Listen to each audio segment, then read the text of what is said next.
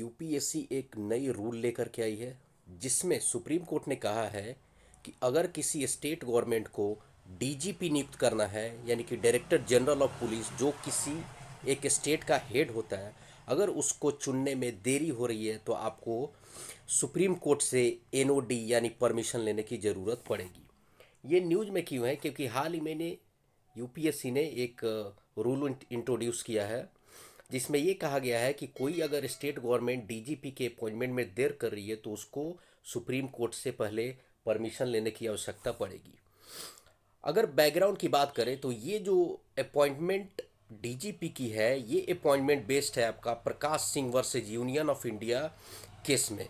ये केस आया था 2006 में, जिसमें सुप्रीम कोर्ट ने एक डायरेक्शन दिया था कि आपको अपॉइंटमेंट जो है डीजीपी का वो किस प्रकार से होगा।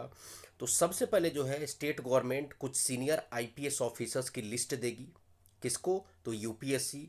फिर उसके बाद यूपीएससी जो है वो इवेलुएट करेगी जितने भी लिस्ट दिए हुए हैं स्टेट गवर्नमेंट के द्वारा।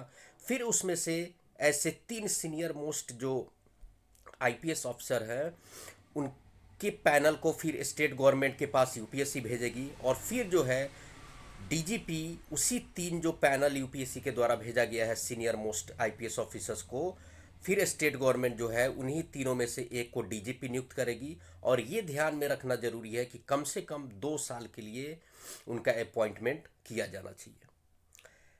लेकिन हाल फिलहाल में ये देखा जा रहा है कि स्टेट गवर्नमेंट जो है एक फुल फ्लेज्ड डीजीपी न दे करके एक एक्टिंग डीजीपी नियुक्त कर दे रही है। इसी को कंसर्न को देखते हुए यूपीएससी ने नई रूल लाया कि अगर आपको डिले हो रहा है डीजीपी के अपॉइंटमेंट में तो आपको क्या है कि सुप्रीम कोर्ट की परमिशन लेने की ज़रूरत पड़ेगी। तो यही नई रूल में दिया हुआ है कि एक्टिंग डीजीपी को हटा करके एक फुल फ्लेज डीजीपी हो हर स्टेट में, ताकि एक क्या हो आपका, इसकी ज़रूरत क्यों पड़ी कि कोई पॉलिटिकल इंटरफेरेंस ना देखने को मिले। उसके बाद लैक ऑफ ट्रांसपेरेंसी की बात होती है, उसमें लैक ऑफ ट्रांसपेरेंसी को हटाया जा सके, टोटल ट्रांसपेरेंसी आए कि कैसे नियुक्ति हुई है।